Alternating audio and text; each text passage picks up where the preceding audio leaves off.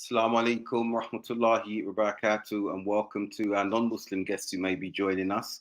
And you have come to another session of the Doctor's Lab with myself, Dr. Abdul Haqq, and my esteemed host in the left-hand corner, brother Dr. Khalid Green. Assalamu alaikum, brother Khalid. Wa alaikum salam wa rahmatullahi wa barakatuh. Hayyakum Allah. It's a pleasure to be back on the Doctor's Lab once again.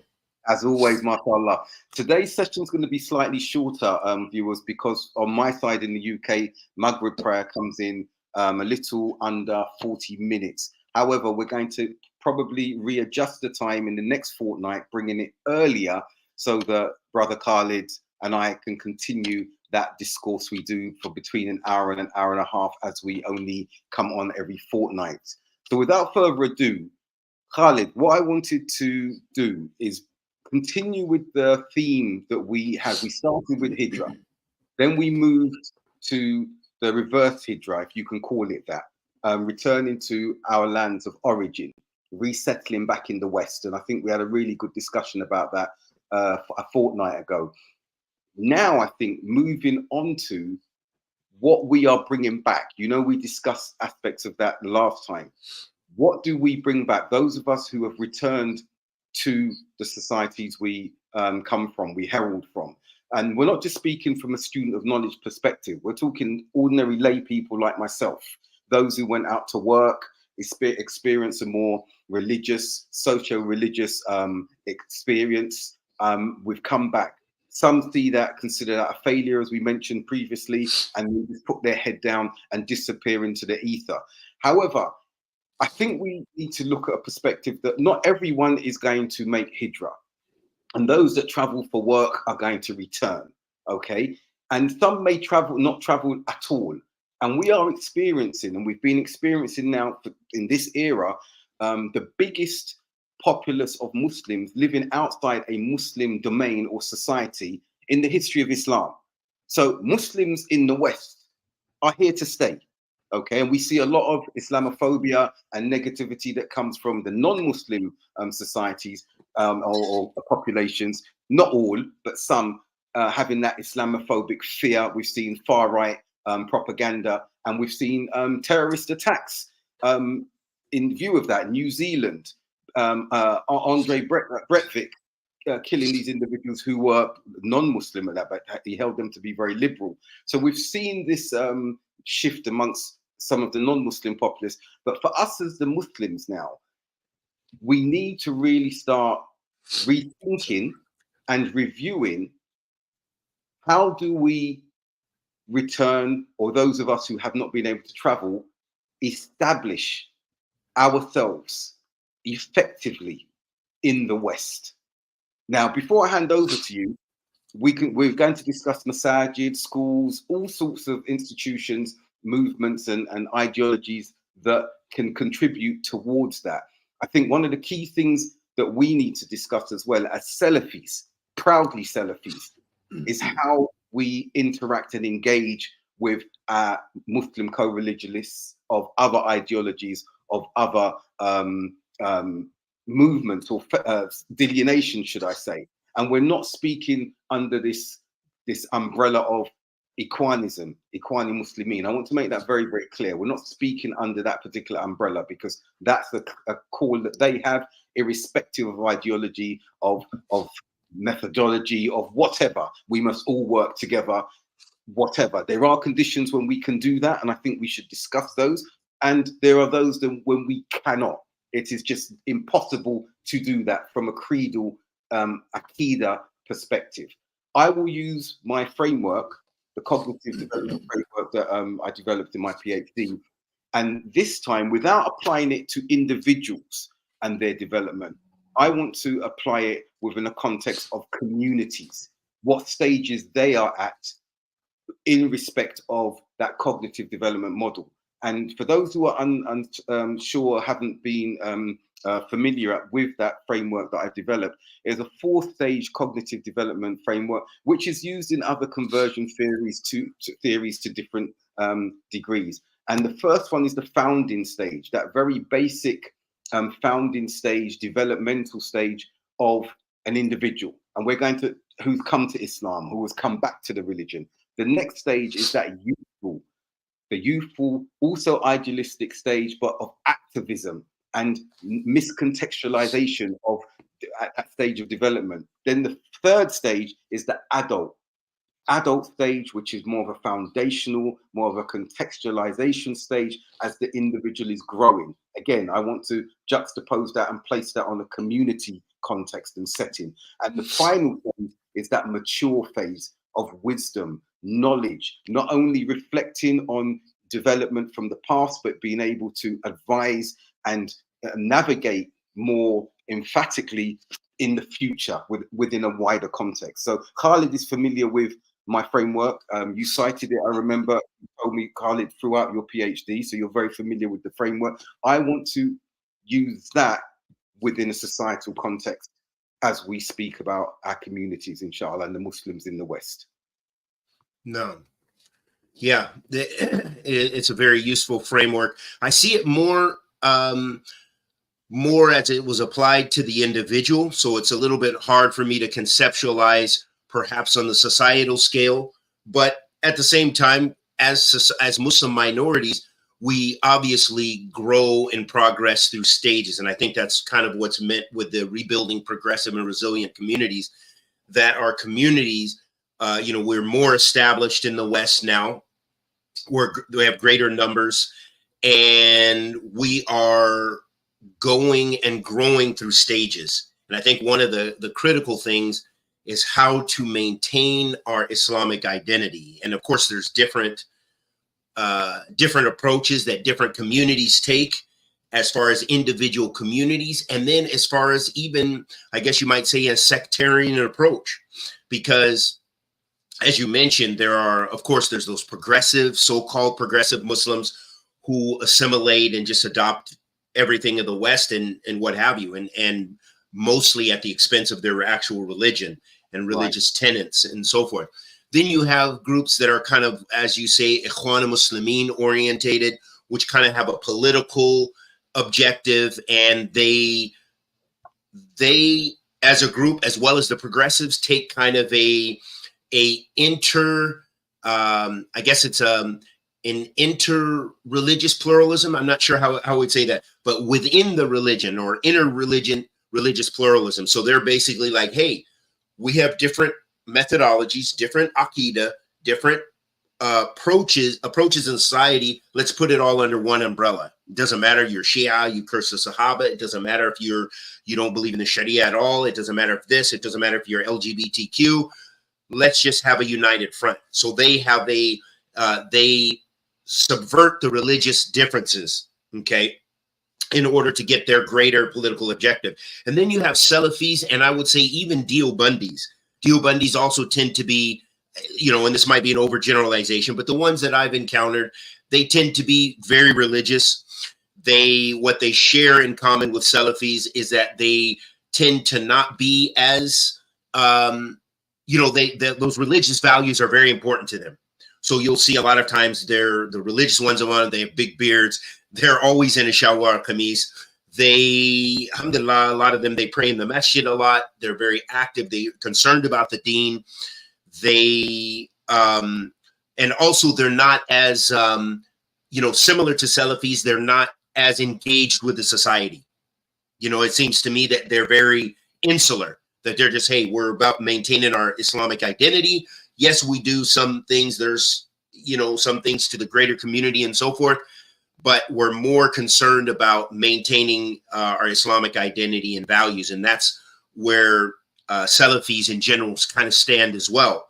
So my point being is that there is a variety of different approaches that we find, and this is a part of the represents the different approaches that we take as Muslims in navigating being Muslim minorities in general, and more specifically in the West, because a Muslim minority in Ethiopia is quite different than a Muslim minority in America or the UK, because in Ethiopia, although maybe they're minority, it's almost like a Muslim country in certain places. You hear the adhan, you have whole Muslim villages and whole Muslim territories, tribes and so forth. So, it's still, even if they're a minority, it's a very different kind of pluralism and a different situation than we have in the West as total minorities.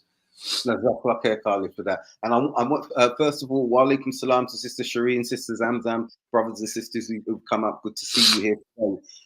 I want to make it clear, and I know you'll agree with me on that, Khalid. You've alluded to that there. When we talk about progressive, rebuilding progressive, we are not talking about the progressive of the vernacular and vocabulary that we see of some of those Muslims who are espousing extreme liberal views, LGBTQ being something that they're supporting and endorsing and everything like that, because that's unnecessary. And I will say that clearly. We do not have to subscribe to every cue and call that is antithetical to our beliefs. But in the same instance, in not subscribing to them, we are not condemning them and advocating violence. And I'd say condemning, and I'm putting those two together, because what we see is that the moment you show resistance or disagreement with any aspect of Western liberalism, then you are targeted and labeled as a bigot, and you want to see violence perpetrated and the non-existence of these. No. We're saying in the same way, we're under this democratic umbrella that the West subscribes to.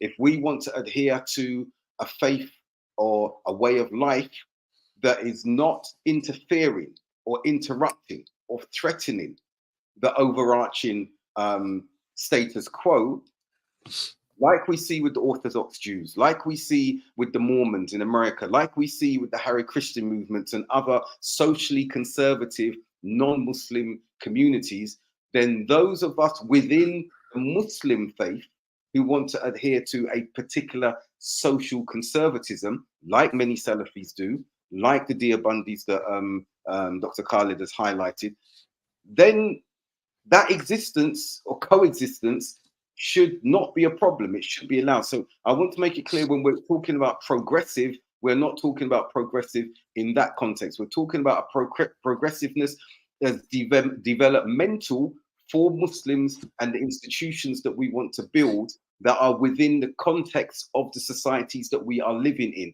But that progressiveness, that developmental aspect that I'm referring to, must have intrinsic to it a resilience as well, because there are going to be elements societally that are going to be foisted upon Muslims, as we're seeing, that compulsion to subscribe to particular ideologies, particular ways of life that are not intrinsic to the democratic process in and of itself. People, non-Muslims, opt in or out, and Muslims should be able to in that instance as well. So when we refer to resilience alongside progressiveness, and that again, progressiveness being development of Muslim entities, institutions, individuals, these two must coincide.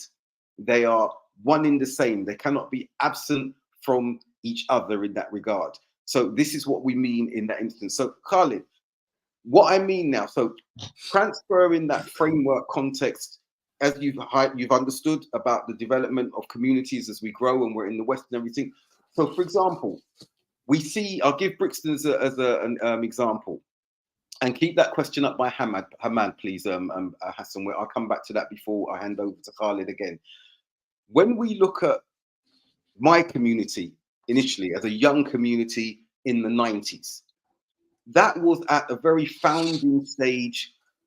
We'd come to the Deen, many Salafis, that we were Salafi, the elder community was not Salafi. We were there because it was Quran and Sunnah, it was an African Caribbean community, North African, we had Moroccans, and we saw Islam. We had a few white converts attending there as well, a few Asian brothers who were on the Sunnah, and it was a very formative stage of that community. So it was a founding stage. Okay, this is what I mean when I transfer the framework to the community side.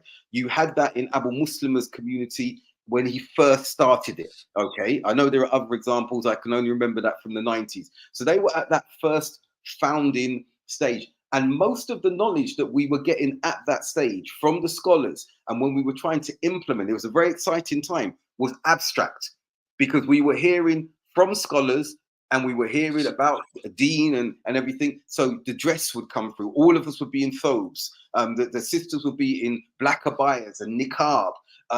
We became more isolationist because we saw we were in a society that we felt and held to be not necessarily against us, but we had removed ourselves from the practices of that particular society. So we were at that formative stage. And the abstract understanding that we had, while it was very rudimentary, it would have to change as we progressed, and in order to develop and proceed and traverse and navigate through society. So that was the initial stage, that what I speak about from that founding stage as you place it to a community. But I'm going to move on quickly on one point before I hand over to you. While a community may be at that founding stage, or even one of the later stages, we then need to look at the composite structure. Who makes up those communities? And you may have the younger brothers and Muslims like we were, and younger sisters who'd come in, who were at that founding stage of our deen, as well as the community being at that founding stage. But you had elders who'd come from different climes, from America, and settled there, from the West Indies or whatever, and they were maybe at the next youthful stage. They may have been at the adult stage. They may have been at the final mature stage because of their life experiences. So these dynamics are interesting in that, what do we do in that instance? Does the energy of the young dominate how that community moves forward? Or do we have a combination of the two, the drive of the young at that very founding stage, but them being receptive to understanding the context of how to practice the deen from the elders who are at the more advanced stages individually of development in their lives and in their deen? And I personally believe that that framework, if it's implemented correctly, we can have a synergy between the young and the old, and a proper contextualization, knowledge coming possibly from the young as they're going out to study and return, or even from the elders because they've studied and they've returned, and understanding how to apply that knowledge in an actualized way, not the abstract understanding that we had in the younger stages that we're at, in order to grow, in order to develop, in order to build institutions, and to ensure that unity and cohesiveness is there, because we're respecting the two dynamics, one at the beginning stage and elders being at a more advanced stage and coming together. That didn't happen necessarily in Brixton in its totality, and we did not afford the respect to the elders, I believe, as we should have done. Had I known about the framework and developed it at that point, I would have implemented it as chairman to ensure that that cohesiveness was there. So I'm going to pass that on to you and get your thoughts on that. But just to see, because you may want to answer this, Brother Hamad Hassan asking, can you comment on a viable way to bring Sunnah currency back into the Ummah, and how as professionals we can take the first steps? I hope, Hamad, in hearing what I've indicated at this particular point, it's pointing in that direction. Yes, you've asked because economics is one of the main binders of a community. Yes, we will touch upon that. So Khalid, over to you. No, I think absolutely the more successful models and in our communities are those that did blend and win, as we like to say. You know, they had the blend and win, where you have the experience and knowledge and what have you, and the know-how of the elders, with the zeal and sometimes it might be Islamic knowledge, because some of those communities had brothers who established things, who have a lot of experience, but they may not have had the Islamic training and the knowledge. And then you have youth that come back and have Islamic knowledge. So the more successful models that we might find in some of the communities, we find some of those communities, I think here in America, we do in on the East Coast, in places like Philly and places like this, some of those communities that they do have that blend, and that blend of experience and knowledge. I think that's imperative. You have to use all the tools of your community in order to build and establish. But something that I want to kind of touch on, as far as what we need to establish, what we need to do in these resilient communities, is, and we've talked about this before, and of course, we have a lot of masajid, but we do need more masajid, but just not all in the same area. We don't need another masjid on the same block or in the same neighborhood, more or less. We do need to expand and go out and be active in dawah. So we do need to be, I think one thing is have an active dawah program, which perhaps in the past is something we did have, especially I would say this was kind of the focus of a lot of more revert communities generally when we were coming up and so forth, that there was a little bit more energy put into giving dawah. Okay, although we didn't have the infrastructure, but we just gave dawah in the streets, pamphlets, buses, whatever, wherever it was. And as you guys have the dawah in the park there in Hydesbury Park or whatever it is, Hyde's Park. So yeah, so that dawah engagement with the community, that's very, very important, and that's a part of our community building and our infrastructure. Also, centers for learning, we need to become a little more serious about talib al-ilm, plain and simple. There are those who go out, but people don't really, I think a lot of, at least what I'm seeing, a lot of the average Muslims in general here, but I can only speak about this area or what have you, but most of the people are not that, they're busy with the dunya and they're not seeing the complete value of seeking Islamic knowledge. Okay. So I think that's a very important pillar that we can never abandon in reviving our communities, and keeping the masajid alive. I'm going to push back on you there, Khalid, because I appreciate that, and I agree about the knowledge and everything. Yeah. But Okay. Go ahead really quickly, and I'm going to finish. Yeah. As Hamad had indicated, that's one of the things that I feel you'll see many of the youth in today's age will say, and we would say, not everyone is talib al-ilm, and there needs to be that focus on building businesses.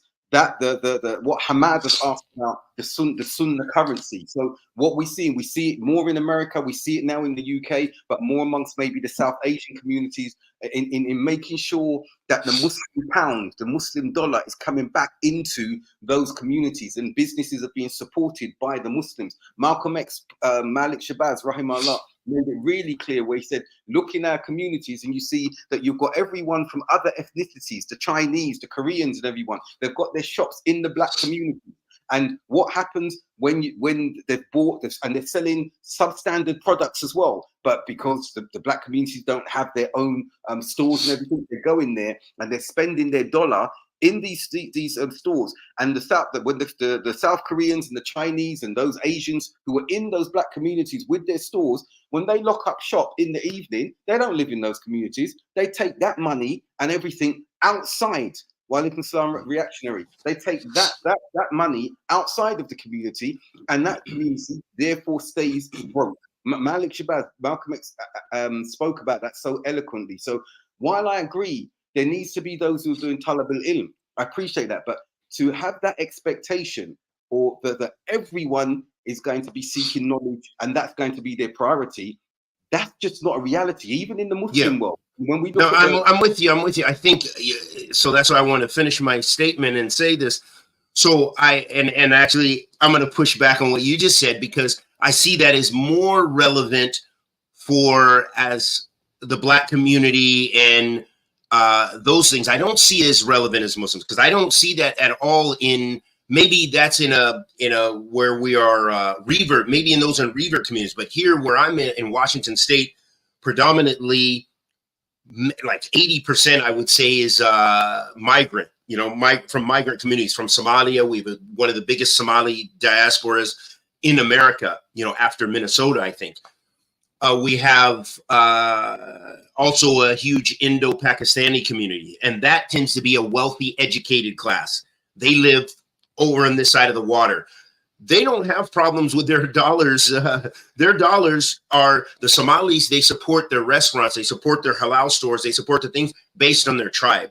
So it's really for them, I would say it isn't those, although we all need economic development, but it isn't that problem. That's not the problem we're seeing compared to the African-American community that's non-Muslim, there is that, and the community is kind of almost those areas have been gentrified and almost non-existent in the Seattle area. That's a big, the government's involved in everything in trying to preserve those cultures, you know, those district that were kind of minority district and also African-American communities predominantly, they're devastated. And now that's a whole nother thing. Those, I see that as an issue that they deal with.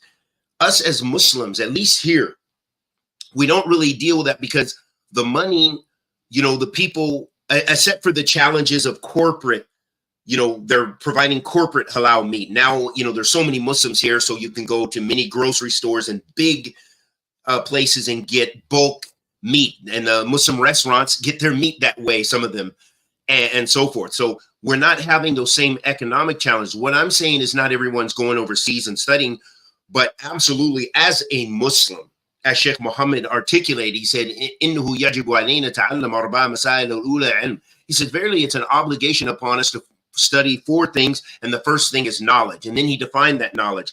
He said, "Al-ula al-ilm wa huwa ma'rifatullah, ma'rifat an-nabi, ma'rifat ad-din al-Islam bi adillah." It is knowing Allah, it is knowing His Prophet, and it's knowing the religion of Islam with textual proofs. That's what I'm talking about. What I'm talking about is that essential knowledge that you as a Muslim, you cannot continue to be a taxi driver, an Uber driver, a businessman, and not know something about your deen. I'm just talking about that. So that's what I mean, is having life to the masajid. We don't want the masajid like the churches. We have a lot of masajid, some of them in certain places in America that don't, they're only open for Jumu'ah. That's it. So they're just like the churches that are open on Sunday. They come together for Jumu'ah.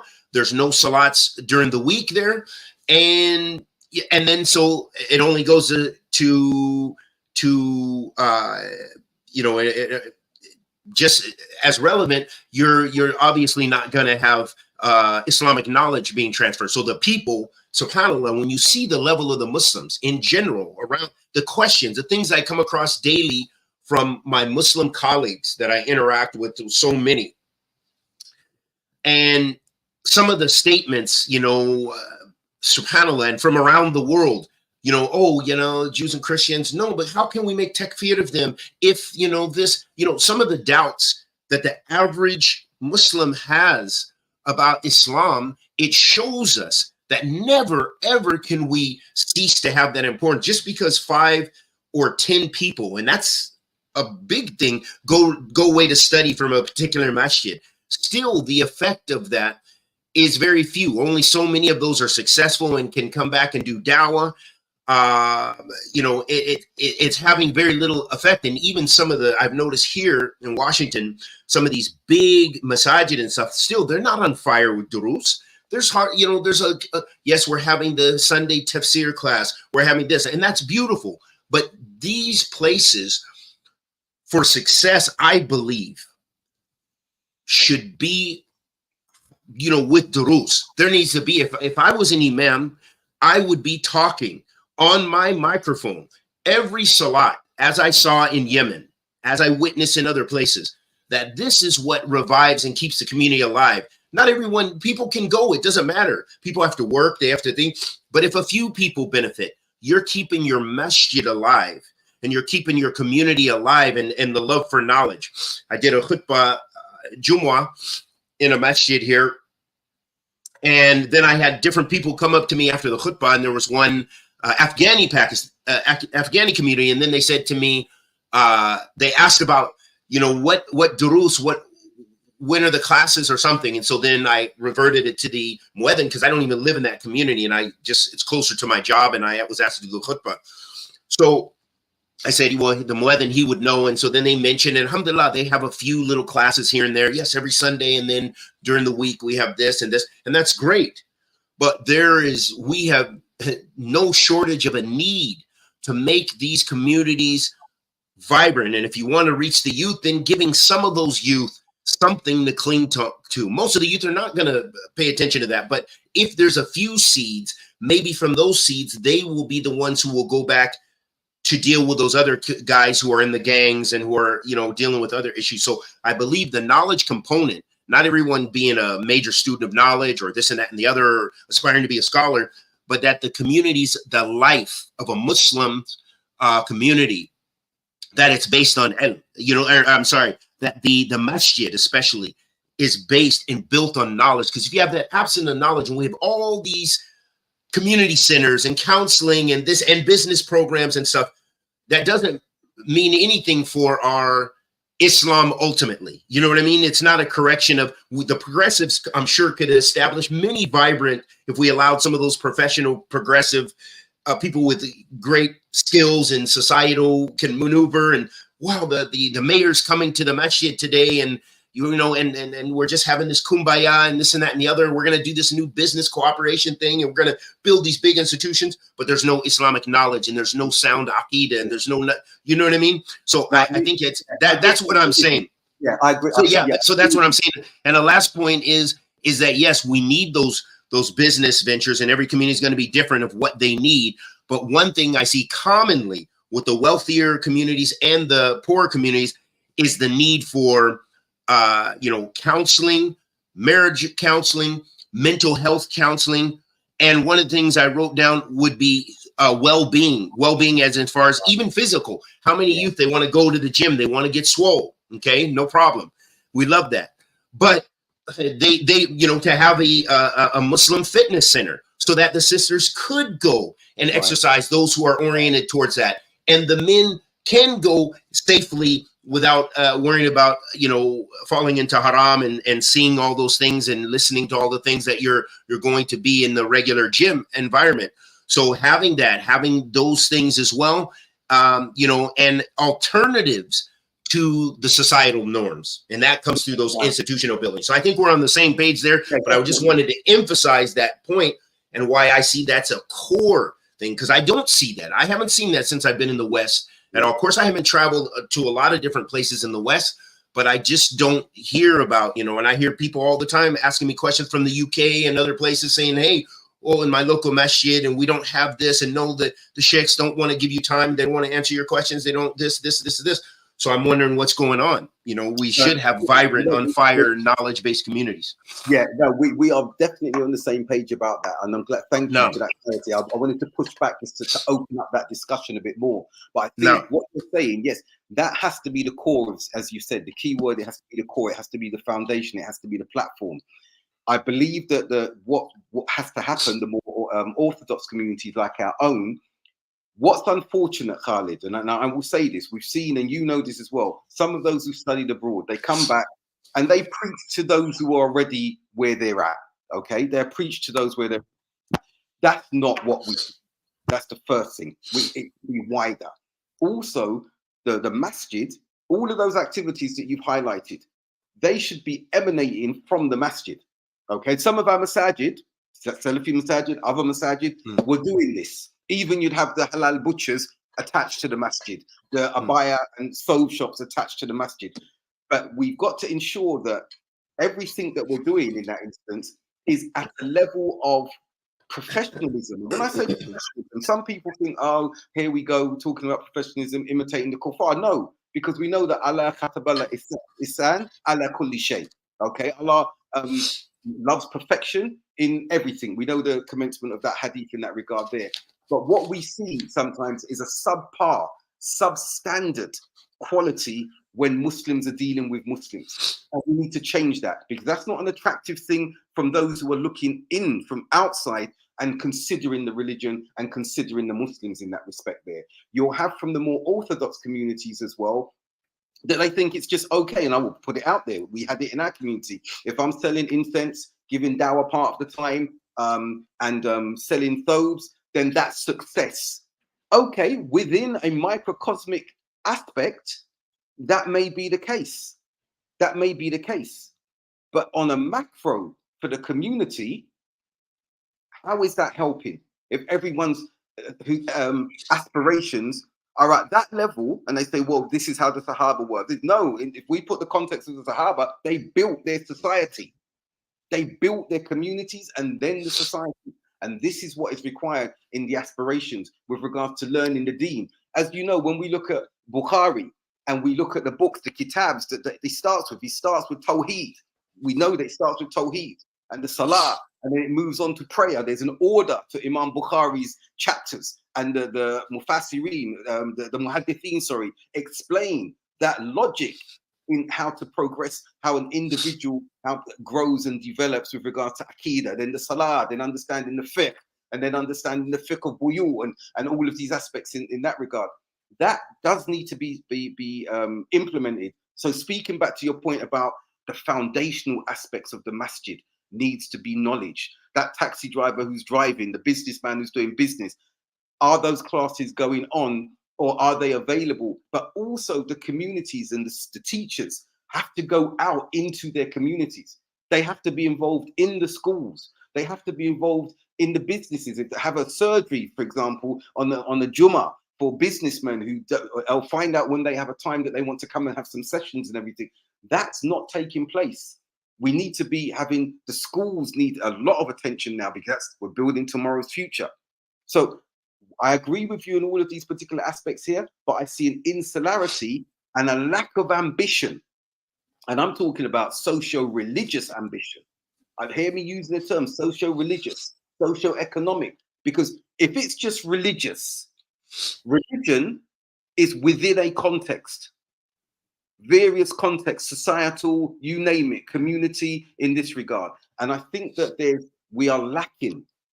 And those of us who've come from abroad and have seen the context, those who've come from the Indo-Pak subcontinent and have seen how the societies have flourished, what are we bringing into the Western society to replicate tailored models of what we know works religiously? And in some instances, we can make them work even better in the societies here because of the capitalistic structure, because of the democratic thing that allows you, or process that allows you to establish businesses and grow your faith in, to a certain extent, admittedly, where you need to grow. So look, Khalid, this is a really big topic. And I do want to still go and discuss aspects of the framework and what can improve using that framework to guide and navigate communities through society and growth and development and resilience, and also looking at when it can go wrong. And what do I mean by that? I know we're going to have to conclude because of my group and come back into it. But the point that I wanted to make is you've heard me talk about the foundational first stage. A lot of the communities that we see, especially the more culturally heritage based communities, that we've got a lot of the elders who may be in their context at that fourth stage, that mature stage from a point of experience, from a point of culture, from a point of living. And you'll see that age top heavy community does not open any leeway for the youth who are coming in at that founding stage. In fact, they will scorn them, they will frown upon them. And then that means you'll find that those youth do not have those avenues open to them to contribute their talents, their growth, their ideas and exuberance into those communities. And we see that in a lot of the cultural communities, but I dare say that's happening in our communities, the Salafi communities now, with those who've been around from the 90s, the 80s, 90s, noughties, not wanting the others to come in, not understanding the social media world that's actually there. And in blocking these younger individuals, they ostracize them. In the same way that the younger individuals who came in, like we did, ostracized the elders for not having studied, not having knowledge, and you have that rictus gap, that vacuum forming in that instance. And I'm going to hand it over to you so we can conclude, but with a pause on that so we can continue with this very important discussion the next time we come around. So over to you, my brother. Inshallah ta'ala. Naam. So I think at least what I'm seeing, and again, I'd say I'm still kind of distant, but it seems to me that there is some of that bridging of the gap and I'm looking externally because the only model I have is kind of what I'm getting accustomed to here in the Seattle, Washington State general area. But I think there is some of that bridging of the gap in some of the communities, but the communities, again, that I'm looking at here, they're all migrant, top heavy, migrant governed. You know, you're not going to be a board member of any of the Somali masajid. They are Somali, and they are from particular tribes, the Ethiopians, the Amharas, the Tigray, Oromo. You know, these communities here are, they're kind of divided, and everybody's doing the Gambians. They have their own place. So they have their own model and even their own set of issues, I would say. And what I see is as reverts, we're sprinkled around. So there's things that we commonly face here in these societies, as we've been talking about, the institutional building, the transference of knowledge. But I'm also seeing a lot. There's a lot of. I'm really surprised because the organization I'm working for now, it's a Somali organization, nonprofit. I see the East Africans in general. They have East African organizations. They have Somali organizations, Ethiopian organizations. So the people are doing. They are building and they're networking, and you're seeing people in working for the government here a lot, not as like mayoral candidates or anything like this, but they're in working in government and social services and stuff like that. So you can see a lot of people, they're pushing to educate their youth. They're, you know, there's a different impact on the society, but they still have kind of their, you know, everybody's looking for the piece of pie for their community, you know. So there's those challenges. So I'm not sure, you know, there's a lot of complexities, but the things that we commonly face is we are losing our youth a lot. And again, I'm saying going back to educating in the communities, strong education. Parents need to be parenting on a level like they never have before. Like I said before, we could watch TV all day and play and this and that and the other in the street, and hopefully do some of our homework as well, and we could kind of get by. But these days, just the device alone, you know, and even if they're A students and they're successful in the school, but they can have horrendous manners.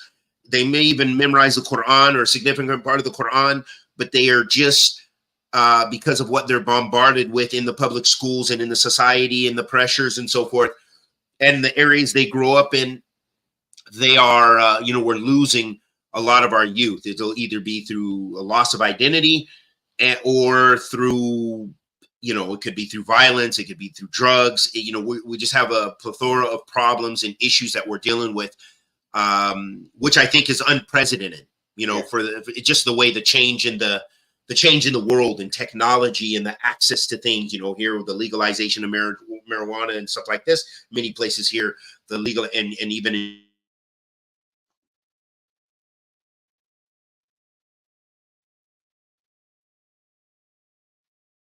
Right, you've frozen on us, Khalid. I don't know if you can hear me as I'm speaking. Shireen, drugs in general in certain cities that are not far from us. You just looks like there was a quick breakdown there. Yeah. Am I back on now? Yes, you are. Yeah.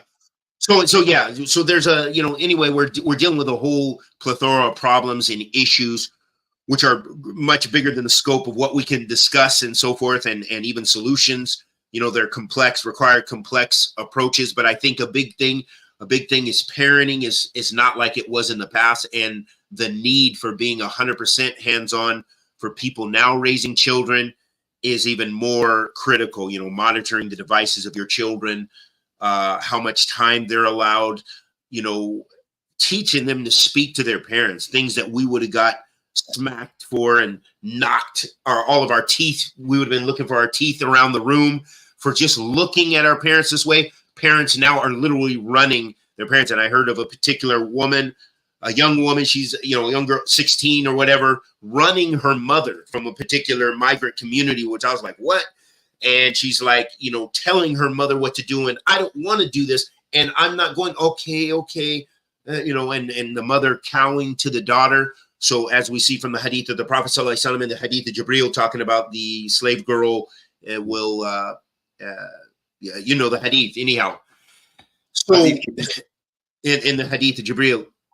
And so we're seeing this. We're seeing the decline of authority, you know, just issue after issue, and drugs and all the things that we're facing. So we have a lot of complexities to deal with, and we do need those institutions and the religious foundations and raising our parents, raising our communities and our parenting, and so many things that we need to do in order to sustain, or we will lose a lot of our youth and a lot of a lot of people will leave Islam, as well as people will come to Islam. And this is just the sunnah of Allah subhanahu wa ta'ala as well. But we'll just do the best that we can to preserve our families and our children and our societies to the best of our ability. No, Jazakallah khair. And I'll close on that. What we'll do, I think there's a lot to continue on from here, and there's some very good suggestions and recommendations, observations. As you were talking about youth, the recommendation about youth initiatives and centres. Shireen was saying as well about the what should be done localized to address some of these issues. So I think that brothers and sisters, the next session is going to be earlier, at an earlier time, probably half an hour earlier or so, just so we can really cover the topic at hand. We're ending at this point because I have to go for prayer. It's the time for me now, mashallah, tabarakallah. And we will return to this, continuing with this, a part 2, to go into more detail. I think we need to discuss this. The challenges that we're facing, Dr. Khalid, Brother Khalid has highlighted some of them, especially around the youth at the moment, especially around parenting, especially around the lack of knowledge, the basic lack of knowledge that's there prevalent amongst our communities. And with all these factors and dynamics, it doesn't bode well unless we halt the tide that is against us and start moving with the factors and the knowledge that we know communities were built upon. And we have the prophetic model, and that would always be the model to look at and to develop upon. So with that, we will conclude until we return. I'm going to have a discussion with Dr. Khalid and Brother Hassan, Stream Islam, to see if we should return next week, because this is fresh and a hot topic that needs to be addressed with some urgency, I would say. And so we'll let you know if we can return next week, if our brothers are available for that. So I will end at this point to catch the prayer, inshallah. Yeah. The last thing I just want to say is, maybe in the comments, if people have ideas for topics or things that they would be interested in us exploring as well, then that also would be something could be useful for us in also choosing topics to go forward as well, inshallah ta'ala. With this answer, we're going to deal with that next week if we can. So Brother Hassan, if you can retain the conversation today, and we look forward to seeing you, if not next week, the week after, but we're going to discuss if we can see you next week, inshallah. And if it's possible, I mean, if you need to go, I can try to deal with this question. I would do, I would leave and try and come back onto this if you're still going to be here. That may be a way forward. So yeah, I don't think I'll be too much longer, but yeah, I could just try to deal with this question, inshallah ta'ala. I will say salams to everyone. Assalamu alaikum wa rahmatullah. Jazakumullah. Wa alaikum salam wa rahmatullahi wa barakatuh. Barakallah feek. Jazakallah khairan, doctor. Naam. So there was a question: to what degree is it the parents' fault? Wouldn't they have had to do something for Allah to have their kids rebel and insult them? So this can be one of the reasons for having your children rebel against you. And as the Salaf, they used to mention about basically, like, if a man sees that his riding animal, for example, in those times, a camel or his donkey or his horse or what have you, is being disobedient, and his wife is not listening to him or something like this, he has to look at his sins. This is how the Salaf used to look at it. So obviously we know from the Quran and the Sunnah that many of our problems and issues, that it comes from our own sins. And a lot of even the spread of sickness and disease and many, many things and trials and tribulations we find throughout the world, a lot of it comes down to sins. And I was just listening to one of the scholars mentioning about this in detail, Sheikh Uthman al-Damari, Hafidhullah Ta'ala. So that could be one thing to look at. Another thing also to consider is you are not guaranteed, no matter how much you try to raise your children. And that's why, you have so many mothers and fathers who spend their wealth and their time trying to get their children to memorize the Quran and be in an Islamic school. And the children still rebel and they become disastrous. So I think one of the things that I'm looking at, and I think is very critical, is that the parents and I had an interesting discussion with a brother about this. But anyhow, the parents need that proactive role in raising their children through that whole journey of childhood, of teaching them manners. Because a lot of times when you look at television shows, even cartoons, the children, the manners that the cartoons are teaching them, for example, SpongeBob or whoever it may be, you can see it reflected in your children and how they talk to you. Like even the way their behavior and how their language they use, they're being influenced so much by those cartoons. And so as a parent, even that has to be monitored, and that has to be tapered in how you sit down with your child or children and say, hey, no, you can't talk to us like that. No, you should not, speak to your elders like that, even though you saw that in the cartoon. So those things have to, it's a very active job. And another benefit that I learned from one of the brothers that I had, he came on my YouTube, one of my neighbors, and he was speaking about the myth of being a teenager. And he was just talking about the importance of that there should not be Islamically a stage where, and in the past it didn't exist, the concept of being a teenager, meaning, oh, it's a teenager, they rebel at this stage. Oh, he's a teenager, she's a teenager, she has to have this leeway, we should allow for her to do some of these things now. No, these are concepts that even in these non-Muslim societies didn't exist in the past. Rather, in the past, for Muslims and non-Muslims, you got to a certain age and you were learning skills. Your parents, if you're into coding, if you're a computer tech guy, why not teach your children, have them sit with you sometimes when you have a lower workload to teach them those skills. If you're a businessman, teach your child. And that's one of the things I notice in being in places like Yemen. You'll see young kids running the store, even in Ethiopia, young kids running their father's store. Sometimes their father's at the salat, or their father's had to do this. And the young boys, they're learning those skills. They're learning how to deal with money. They're learning how. So I think it's very important as a parent to increase the responsibility of the children. If they learn a sense of responsibility and they learn some morality and manners in Islamic adab, that will busy them to keep them away from just hanging out with people who have very little benefit for them and who have destructive language and destructive manners and so forth. Because you see it now with these kids that are like, unfortunately, that are like from 10 on to 18 and stuff, like some of the horrendous manners. And some of these are the better children. These are the ones who have memorized the Quran, and these are the ones who have Muslim parents and have that, even have religious parents, but they just can't compete with what they're being bombarded with in the society and what they're watching in the Marvel movies and what they're watching here and there and the rappers that they're listening to and everything else. So you have to control the input of what your children are being given, and you have to take a very active role. Otherwise, the society will raise your children and destroy your children. Wallahu musta'an. And this is just a cold reality of what we're witnessing right now. Wallahu musta'an. So hopefully that gave you some insight into that. Yes, it could be a trial which raises the status of the parent. Absolutely. But honestly, if we're looking at it as well, that Allah subhanahu wa ta'ala creates a sabab. He creates a reason as well, that there are shortcomings, because usually that is not the case when you have that more complete environment.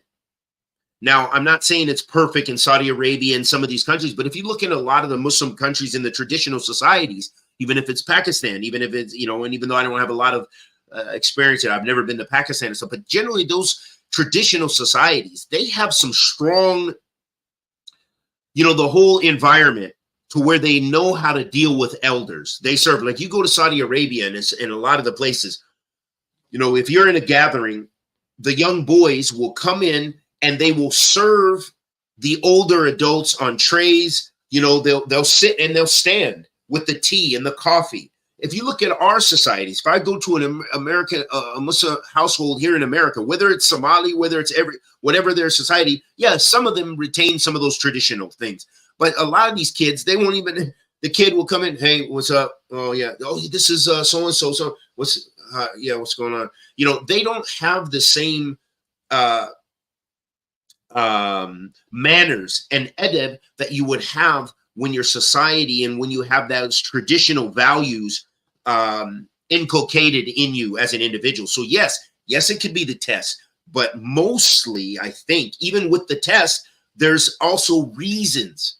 There's reasons because everyone is tested, but you don't see the chaos in a lot of those societies. If you're in Saudi Arabia or something like this, you're not going to see that because the whole society and the whole tribe and the whole, you know, and as they say is an African proverb, it takes a village to raise a child. So you have those things. If you're coming from Uganda, if you're coming from a lot of these places, they still have that type of morality, Muslim and non-Muslim. They have a lot of those concepts which help to govern the behavior of the children. But when you have the whole society against you and you're giving your children so much leeway, oh, just let them watch all these cartoons for 6 and 7 hours. It's okay every day. And then the weekend. And there's no monitoring and there's no, you know, what do you expect? They're learning the morality of SpongeBob and whoever else and whatever, and how to talk and communicate with people in the way that they do on there. If you just go just for a minute, sometimes I'm in a room and they're watching TV and you can hear, you don't even have to be in the room and you hear the things on a regular light show that's built for teens or whatever, and just all the things which are considered munkar that are being spread and you're hearing it. It's kind of amazing, which is so different than when we grew up, the types of television, you know, a lot of the shows, and I mentioned this even during the khutbah, that a lot of the things that we were raised up on shows like, even though it was before our time, but it was still being on the television, like Andy Griffith, the Andy Griffith Show. Most of you don't even know anything about that, I'm sure, and all these kind of shows, which were family shows, family comedies. They were sitcoms and stuff, but they were like about small towns. And you can hear in those shows, they're even talking about religion so much. You know, they'll have scenes, they're in the church and they're, you know, they really, morality was very much, and this is American non-Muslim television from the 50s, from the 60s. Very different reality than what even the average Disney show shows everything now as a joke. And you know, everything's got to push LGBTQ values, and everything's got, you know, your children are bombarded with something which I think has never been known in the history of man. So as parents, you have it's not like before. It's not even sufficient what others did before you. What you have to really be a part of that whole process. And there's really so much to say about that, but may Allah subhanahu wa ta'ala help us and help our children and our families. Ameen ya Rabbil Alameen. Now, if there are no other questions, and inshallah ta'ala, then we will move on, and we just say Jazakallah khairan for joining us at the doctor's lab, and hopefully we can have some more beneficial discussions and meetings going forward. Assalamu alaikum wa rahmatullahi wa barakatuh. Hayyakum Allah. Barakallah feekum.